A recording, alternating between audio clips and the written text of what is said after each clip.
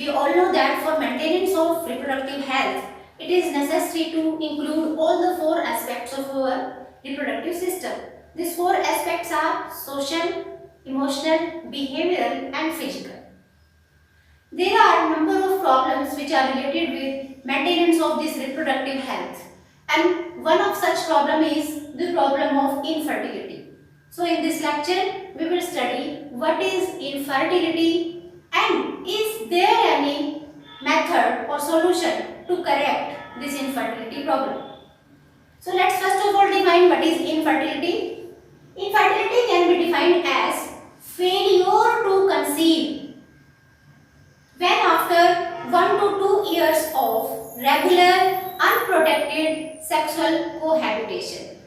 Means if a couple has been married for 1 to 2 years, the couple is not using any contraceptive method and the couple is having regular physical relationship.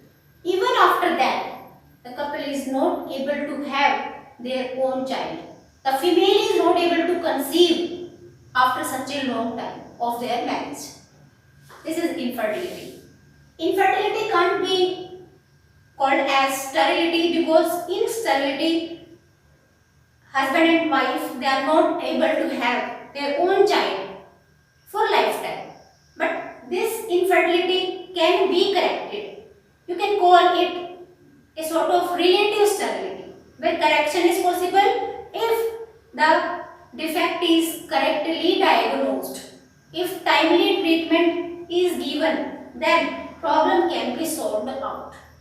So let's discuss what can be the various reasons of infertility. But before that, we all have to keep in mind one thing, that it should not be linked with a particular sex. In our society, female is blamed if she is not able to conceive, then only female is blamed that defect is in her reproductive system only. But the defect can be in male reproductive system also. So both male and female partner, they have to undergo for the checkup if they are facing this infertility problem, and they can be diagnosed, they can be medical assistance can be provided to them to have their own child. So let's discuss the various reasons for infertility. As I have told you that defect can be in male or female reproductive system. It can be physical. It can be because of some congenital diseases. Congenital diseases are those diseases which are present since birth, or some drugs can be there, immunological or psychological reasons can be there. A number of reasons are responsible for not having this conception. So it can be corrected by some medical assistance, and we have assisted reproductive technologies, which are in short form known as ARTs. So let's discuss what are these ARTs.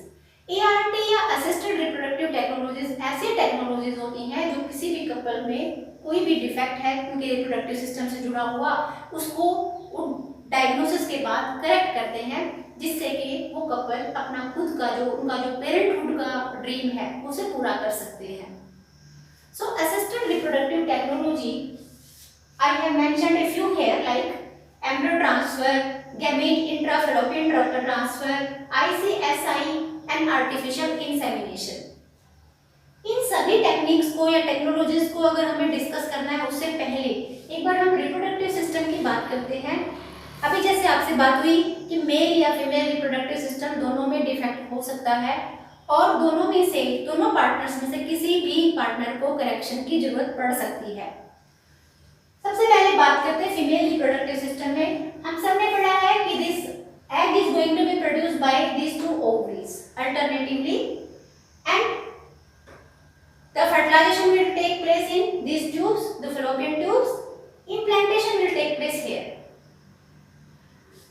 ऐसा हो सकता है female reproductive system में अगर defect है, female is not going to produce the egg, हो सकता है कि फीमेल बॉडी में एग प्रोडक्शन नहीं हो रही, ये एक प्रॉब्लम हो सकती है, ये एक वजह हो सकती है, रीजन हो सकता है कि वो कंसीव नहीं कर पाती।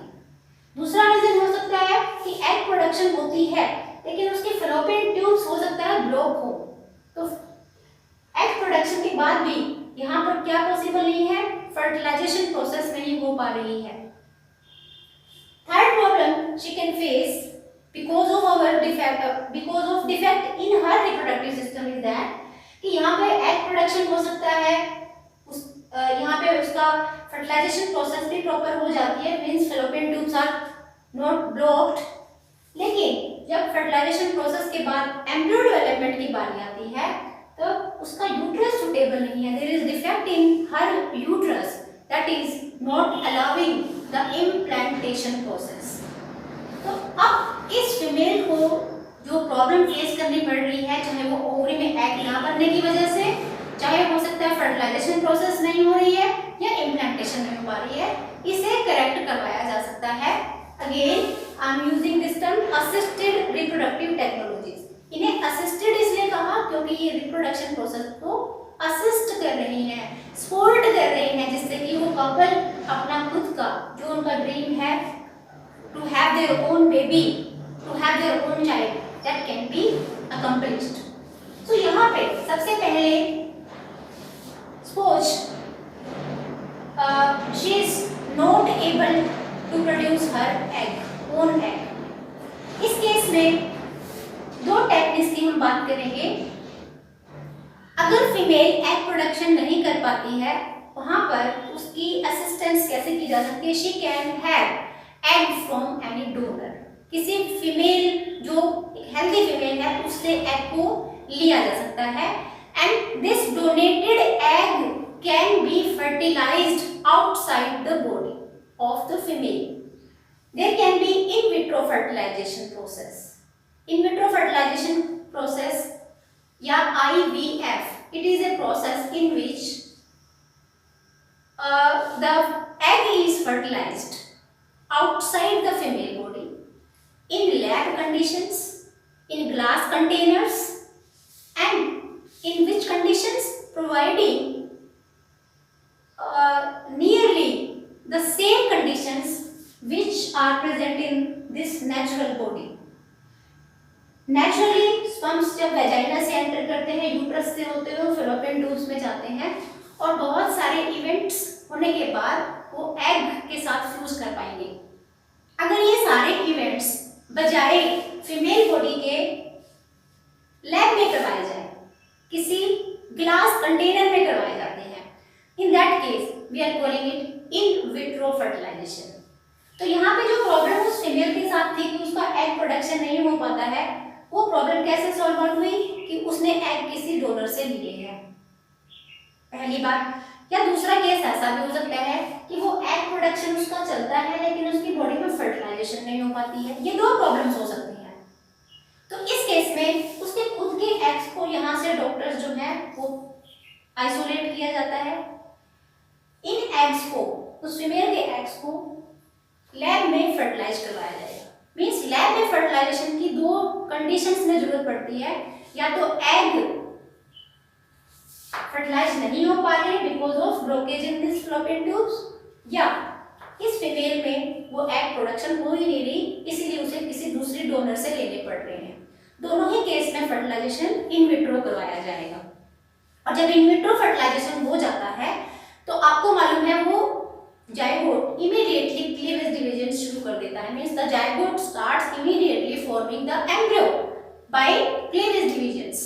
तो अगर वो जाइगोट जिसने इमीडिएटली लैब में ही डिवीजन शुरू कर दिए हैं, वो एम्ब्रियो स्टेज में एंट्री कर चुका है, अगर उस एम्ब्रियो में 8 ब्लास्टोमेयर्स हैं, means up to 8 blastomeres are present and the doctor want to place that embryo in this female body, जिसका यूट्रस तो सुटेबल है लेकिन सिर्फ फर्टिलाइजेशन की प्रॉब्लम उसे आ रही थी, या एग उसने किसी डोनर से लिया है, तो इस केस में वो एम्ब्रियो जो लैब में बना है उसको फैलोपियन ट्यूब में ट्रांसफर करवाया जा सकता है। किन कंडीशंस में? If it is having the ब्लास्टोमेयर्स,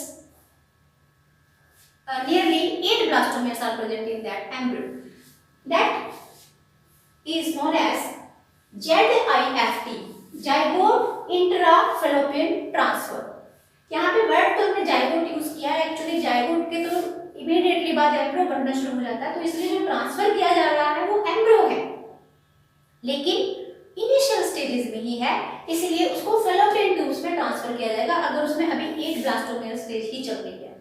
लेकिन अगर 8 ब्लास्टोमेयर से ज्यादा की स्टेज है, इन that case that embryo which is result of in vitro fertilization that will be transferred in uterus।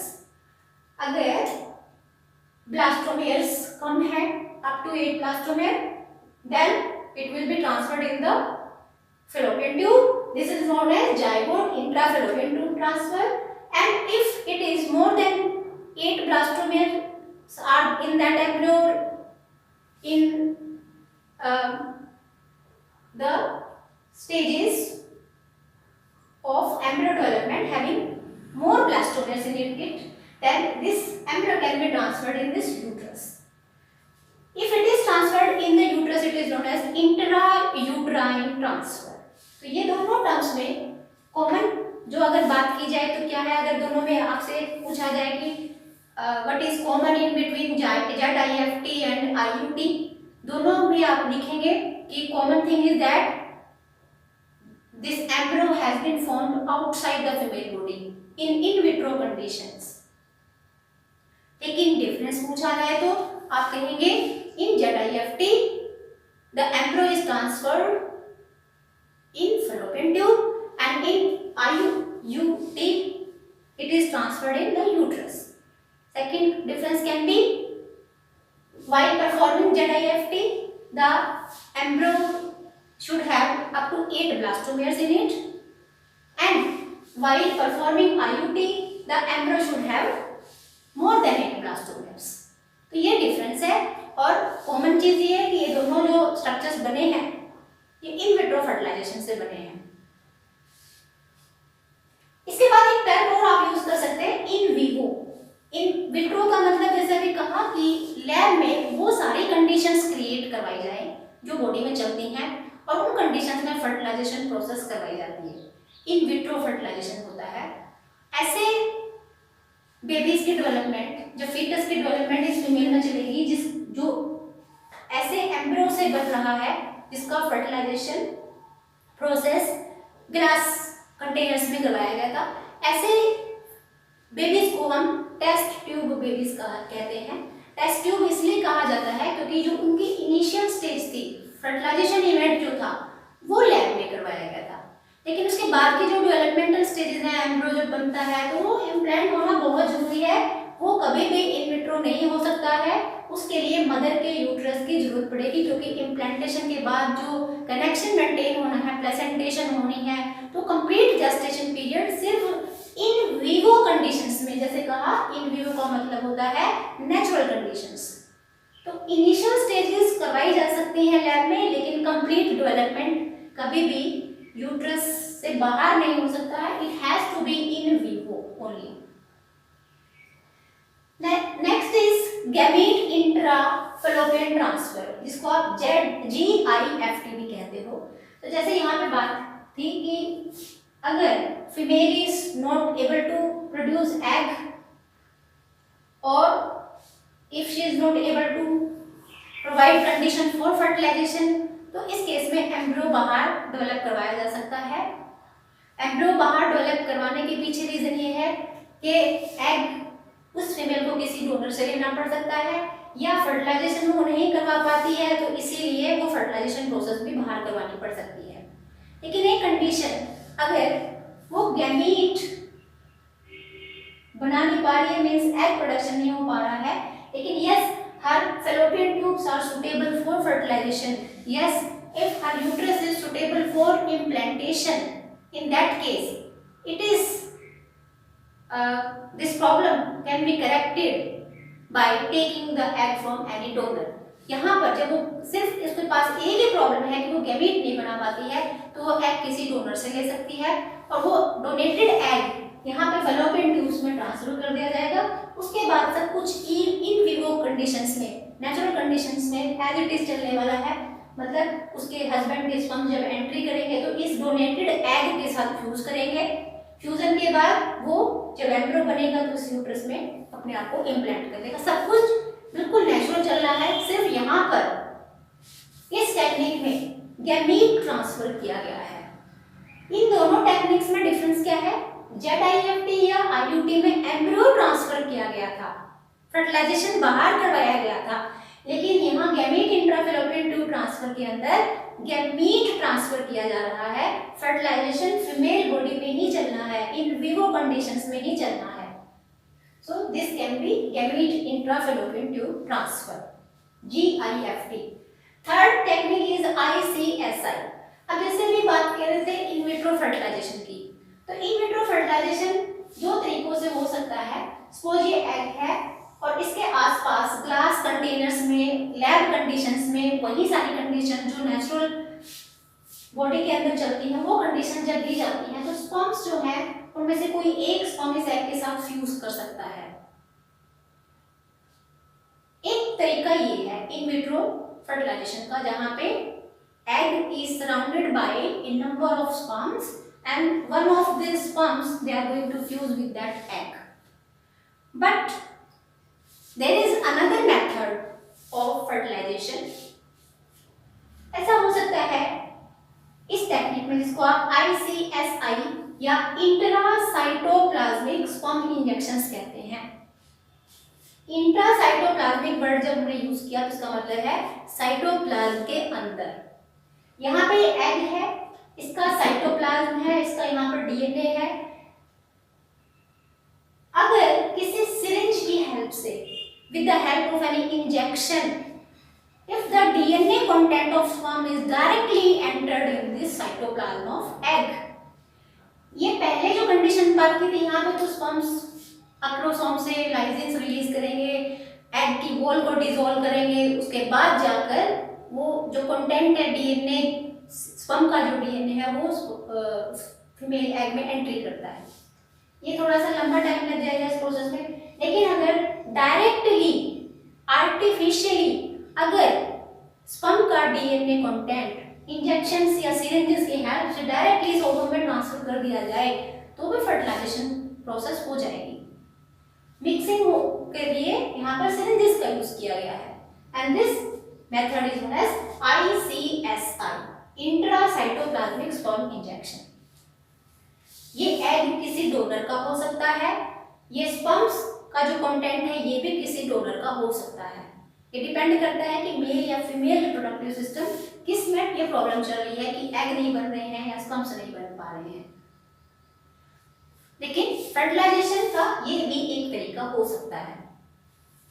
और जब फर्टिलाइजेशन हो जाएगा तो इसके बाद क्या होगा, एम्ब्रियो बनना शुरू हो जाएगा इमीडिएटली, और उस एम्ब्रियो को इन्हीं दो टेक्निक से, चाहे ZIFT से चाहे IUT से फीमेल बॉडी में ट्रांसफर कर दिया जाता है।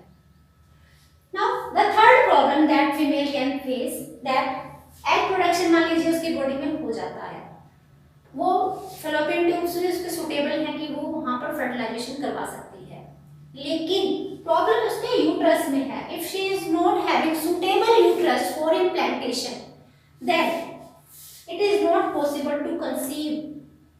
तो यहाँ पे जब यूट्रस की प्रॉब्लम आती है, एग प्रोडक्शन की प्रॉब्लम को करेक्ट कैसे किया था, किसी डोनर से एग लिया जा सकता है। फर्टिलाइजेशन प्रोसेस को कैसे सॉल्व आउट किया गया था, इन विट्रो फर्टिलाइजेशन करवाया जा सकता है, लेकिन इम्प्लांटेशन के लिए तो यूट्रस की जरूरत पड़ेगी।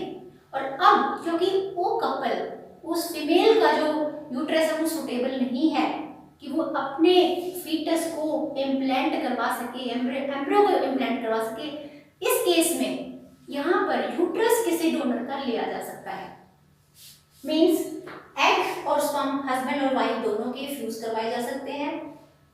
फ्यूजन करने के बाद जब एम्ब्रियो स्टेज में ये यूट्रस जो यहाँ पर डिफेक्टिव है, किसी दूसरी फीमेल की हेल्प ली जा सकती है, ये एम्ब्रियो किसी दूसरे फीमेल की बॉडी में ट्रांसफर करवाया जा सकता है।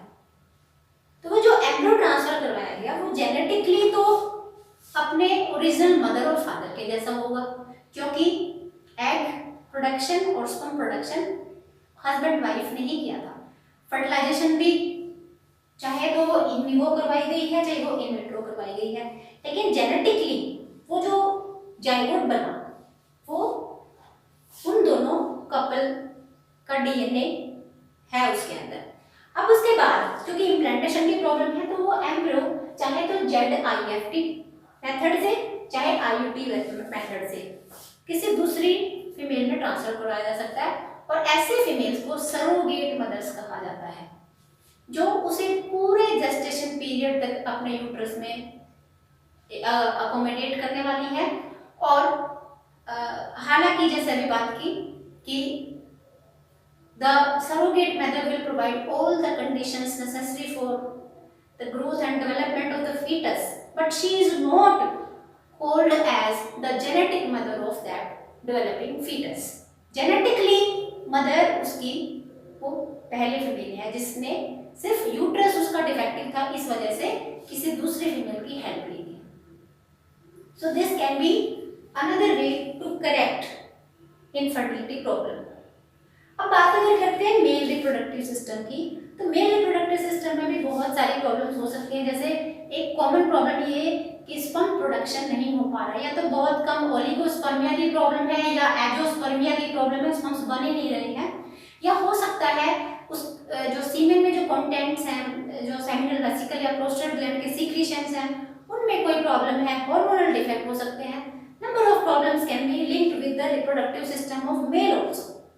अब यहाँ पर उस कपल को प्रॉब्लम ये आ रही है कि female is correctly producing egg, fertilisation is possible, implantation is possible, लेकिन हस्बैंड की वजह से जिसमें स्पर्म्स नहीं बन पाते या कोई रिप्रोडक्टिव सिस्टम में डिफेक्ट है, तो इस केस में इसे करेक्ट करवाने का तरीका हो सकता है कि स्पर्म्स भी किसी डोनर से लिए जाए। कोई हेल्दी डोनर स्पर्म्स दे सकते हैं, या फिर स्पर्म्स इतने कम हैं हस्बैंड के कि उन्हें इन विट्रो फर्टिलाइजेशन में यूज किया जाए। एग यहाँ से निकाला जाएगा फीमेल बॉडी से, और इन विट्रो IVF टेक्निक से फर्टिलाइज करवाया जाएगा। लेकिन फर्टिलाइजेशन कैसे करवाया गया है, या तो डोनर के स्पर्म है या उस हस्बैंड के स्पर्म है। एक और टेक्निक है जिसे आप कहते हैं आर्टिफिशियल इंसेमिनेशन। यहाँ पे चाहे हस्बैंड के चाहे डोनर के स्पर्म्स इंसेमिनेट करवाए जाते हैं फीमेल बॉडी में, means the deposition of sperms in vagina और uterus artificially is known as artificial insemination. With the help of syringes, they are deposited in the vagina or the uterus of the female. This is known as artificial insemination. इसके बाद क्योंकि ये कुछ techniques ऐसी हैं ARTs जिनके साथ एक प्रॉब्लम ये जुड़ी हुई है, because they are extremely high, they need extremely high precise handling of the professionals. Expert doctors की यहाँ पे जरूरत पड़ती है। दूसरी प्रॉब्लम इन ARTs के साथ ये है कि यहाँ पर बहुत ज़्यादा एक्सपेंसिव इंस्ट्रूमेंट्स की जरूरत होती है, बहुत हाई क्वालिटी लैब्स की हमें जरूरत होगी। तीसरा, ये जो प्रोसीजर्स हैं ये हर सिटीज में अवेलेबल नहीं होते हैं, और बहुत सारे ऐसे सोशल, रिलीजियस, इकोनॉमिक एस्पेक्ट्स भी जुड़े हुए हैं जो किसी भी कपल को ARTs अडॉप्ट करने में थोड़ा सा प्रॉब्लम क्रिएट करते हैं। Means there are a number of issues like emotional, social, religious factors that deter any couple to adopt ARTs। तो यहाँ पर वो कपल क्या करे, उसके पास ऑप्शन नहीं है क्योंकि ये इकोनॉमिकली उनको सूट नहीं कर रहा है। कुछ हो सकता है सोशल फैक्टर हो, कुछ रिलीजियस फैक्टर हो। जैसे यहाँ आर्टिफिशियल इंसेमिनेशन से जुड़ी हुई एक बात हम कर सकते हैं कि जब बात करते हैं कि किसी डोनर से स्पर्म्स लिए जाएं, या मान लीजिए एग किसी दूसरे डोनर से लिए जाएं, तो यहाँ पर एक सोशल इशू रहता है कि जेनेटिकली वो फीटस हमारा नहीं है। तो इस तरह की कुछ प्रॉब्लम्स हैं जो ART से जुड़ी हुई है। In that case, there is another option for the couple, that is adoption of any orphan child. So there are a number of orphaned or destitute child in our country. Such children they need parents to take care of, and if the couple is not able to adopt these technique, assisted reproductive technologies बहुत बार इसलिए नहीं use हो पाती हैं क्योंकि ये available नहीं है, या ये बहुत महंगी टेक्निक्स होती हैं, या एक्सपर्ट डॉक्टर्स नहीं है। इस केस में जो ऑर्फन चिल्ड्रन हैं उनको अडॉप्ट किया जा सकता है, और इसके पीछे कंप्लीट लीगल प्रोसीजर होता है। तो उन लॉज को ध्यान में रखते हुए, लीगल प्रोसीजर को अडॉप्ट करते हुए, उन ऑर्फन चिल्ड्रन को जो चाहते हैं कि उन्हें पेरेंट्स मिले, और वो जो कपल है वो चाहते हैं कि वो पेरेंटहुड को एंजॉय करें, तो ये भी एक तरीका हो सकता है to adopt the child, and this can also a solution for infertility. So I hope these ARTs are clear to you, how the science help or assist a couple to have their own child. I hope these techniques are clear to you.